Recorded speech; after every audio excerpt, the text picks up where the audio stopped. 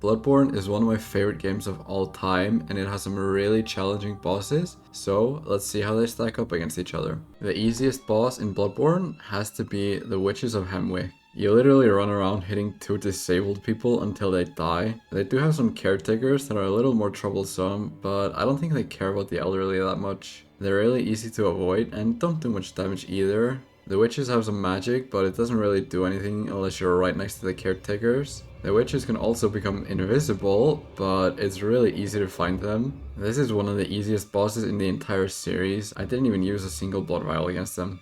Cleric Beast. It was at this point while making this video that I realized this game doesn't really have any super easy bosses beside the witches. Cleric Beast is fairly aggressive, but does have long downtimes, so you can get some hits in fairly easily, and Molotovs help make it a lot easier. This is the first fight in the game for most people, and you can't level up until you've fought them at least once, which does make it fairly challenging in the early game.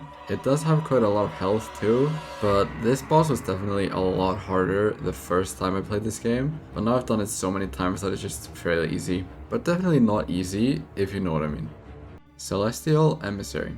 Okay guys, I need to tell you about the secret to winning everything in this game. Charged R2s. I don't know if it's as strong on every weapon, but I was using Ludwig's Holy Blade, and my first two attempts on this boss, I just used my normal R1 attacks, and it was fairly challenging, as I had to deal with like 10 little smurfs and a big smurf, all of which did quite a lot of damage, and the big smurf even shot lasers that pretty much one-shot me. Then I changed my weapon to its heavier form, and did a charged R2, and the big smurf died in 4 hits. So yeah, this boss would probably be higher on the list if you don't know this strat, but it made it so easy, I just have to put them down here.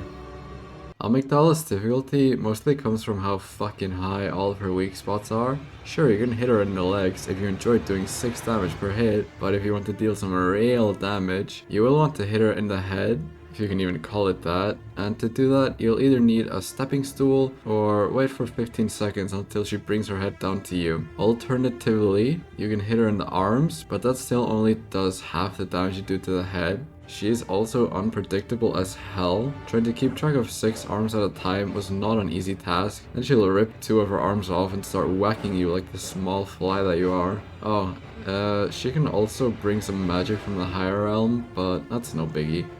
Murgo's Wet Nurse is tanky as hell, and all of her attacks are hard to dodge if you're within range, but it's really easy to get out of range, which kinda makes this fight a turn-based RPG, where she does an attack that you walk out of range from, then you go in for 2 or 3 hits, then you run away before the next attack, and so on and so forth. But the Wet Nurse has an ultimate, where she creates a Shadow Realm, and now it's her turn 30 times in a row, and you can't do anything but run and pray. I'd say the hardest part about this fight is not being impatient, because turn-based combat is a very boring way to fight, even if it makes it a lot easier. Her 360 uppercut is more lethal than John Cena on steroids, mostly because she has a bunch of blades, but you get the point.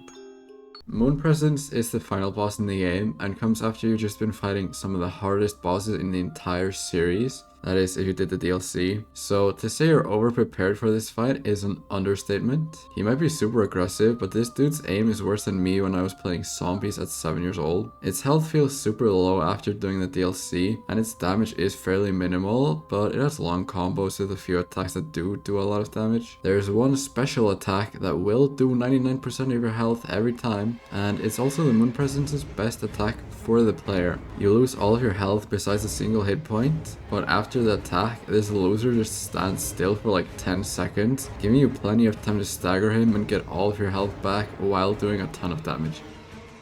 Living Failures. The boss named after my friend Alex. Fuck that guy. Anyways, this fight is like the Celestial Emissary, but cranked to 100. 2 of the failures have the same amount of health as the big smurf, and now you have to fight 3 to 5 of them at a time, and kill about 15 of them in total to end the fight. They're also more aggressive, so getting a charged R2 off is a lot harder. They do a bit more damage, and now all of them have magic instead of just the big smurf. They also have an ultimate, which is a meteor shower, but at least the meteors only come from one direction. And the failures stand still while it's happening, so you can get some free hits in.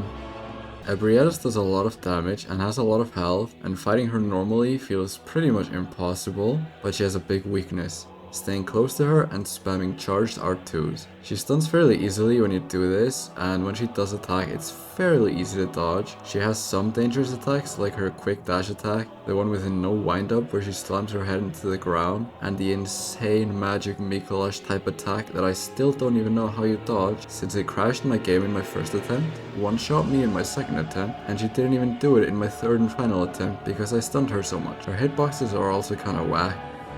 Vicar Amelia is tanky as hell for the early game and has some insane sweeping range in her attacks with a decent amount of damage. Some of her attacks do insane damage, like her slam attacks, and she has some insane combos too. She's kinda like Murgo in the sense that fighting her turn-based is a lot easier, but her attacks aren't nearly as hard to dodge, so you're not forced to, it just makes it a bit easier.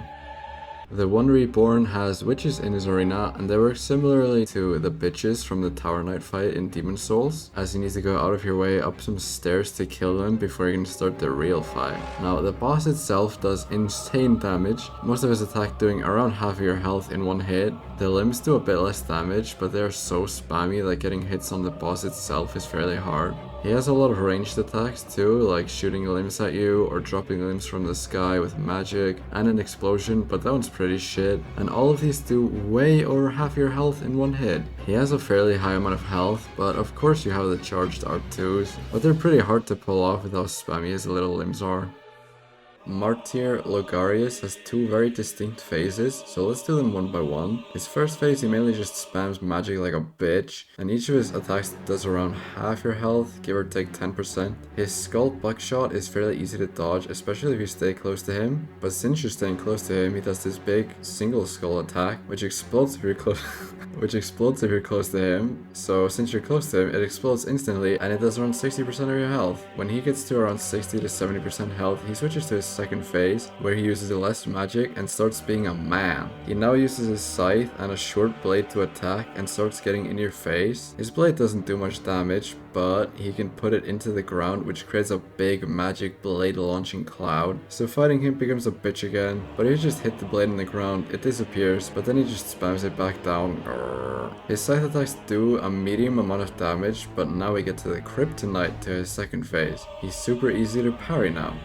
Rom, the vacuous spider. Where do I even begin? Her spider children do a shit ton of damage, and there are a shit ton of them. Their jump and nosedive kamikaze attacks do about 80% of your health, and if two or more of them swarm you while you're hitting Rom, you'll probably just die. If you can bother killing the children, the fight does get around 3 times easier, but I can never bother doing that because it's just so boring. And Rom herself can one-shot you at pretty much any time. Granted, her moves do get very readable when you're familiar with them, but still, her explosion attack has a very short wind-up and will one-shot you, making you have to kill the babies again, so I just skip doing that part and lure them away from Rom so I can hit her.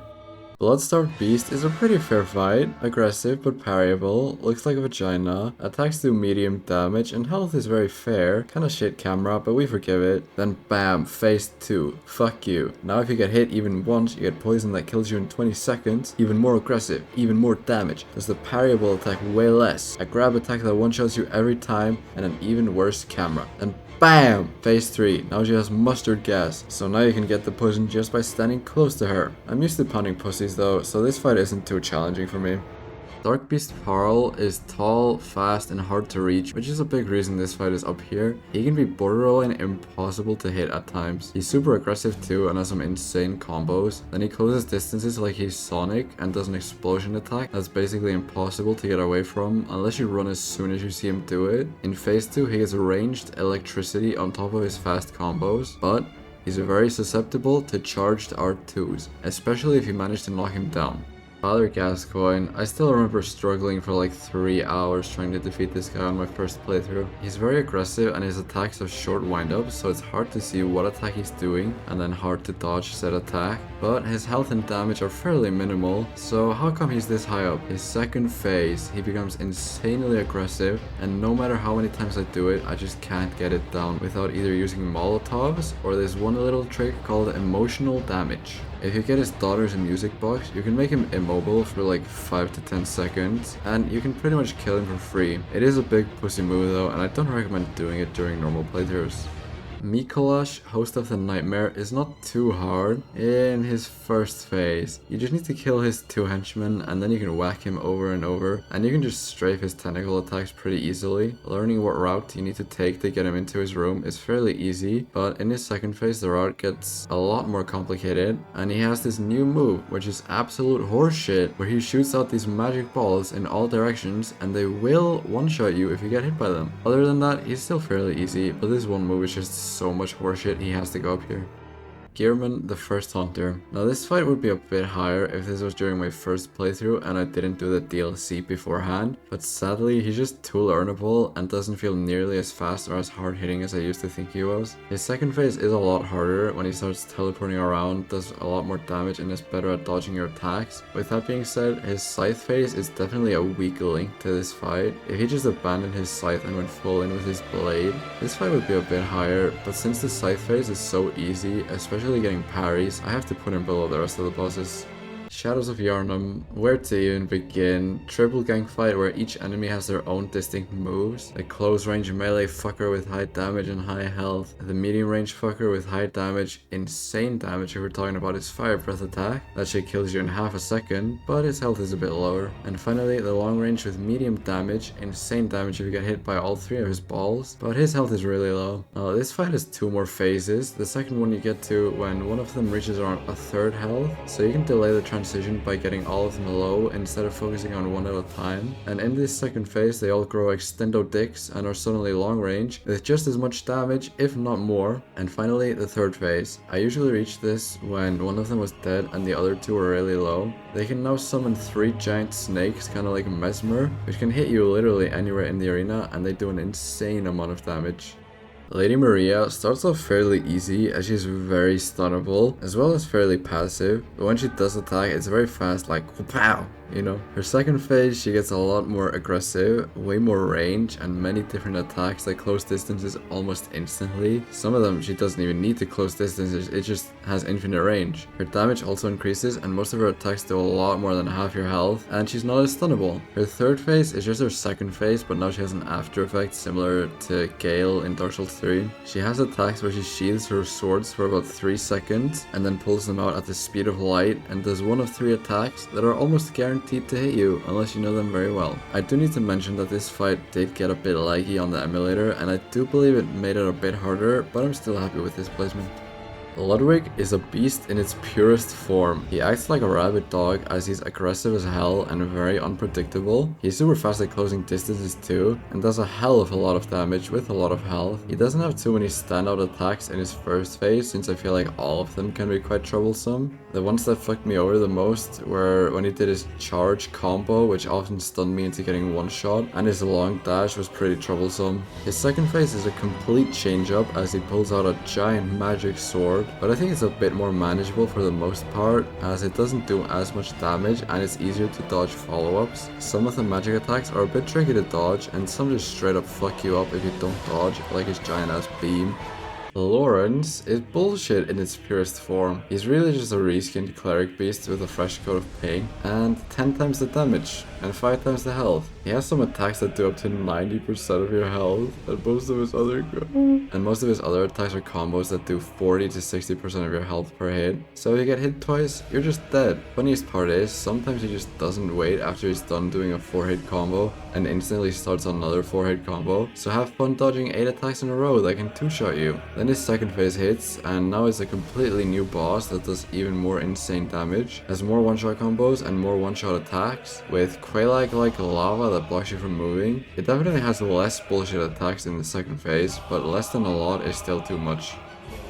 And finally, Orphan of Cause. This might be one of the hardest bosses in the franchise, but it is very fair for the most part. In his first phase, at least, his attacks are relentless and hard-hitting, but learnable. Granted, it took like 30 attempts to learn it well enough. Getting the timing right for parries and backstab isn't super hard either. He is probably the fastest boss at closing distances, especially in his second phase, which is just absolute insanity. I've killed this guy twice now and done over 80 attempts on him in total, and I still wouldn't say I know how to kill him in the second phase. I always just got unlucky and had to be super careful and have a lot of healing left over from phase 1. I also feel like phase 1 is pretty good at making you learn the second phase. But yeah, this guy has to be on some sort of fucking crack or Adderall or something, I don't know. Alright, thanks for watching. Make sure to like if you liked and comment what boss you think is the hardest. I see a lot of people say Orphan, but also a lot of people say Laurence, so I'm very curious to see what you guys think. And I also started streaming Lies of P, which you can watch live or on the live tab on my channel if you're interested in that. I'm not sure if I'll do an edited video for that game, only time can tell, but I'll probably rank the bosses when I'm done with it.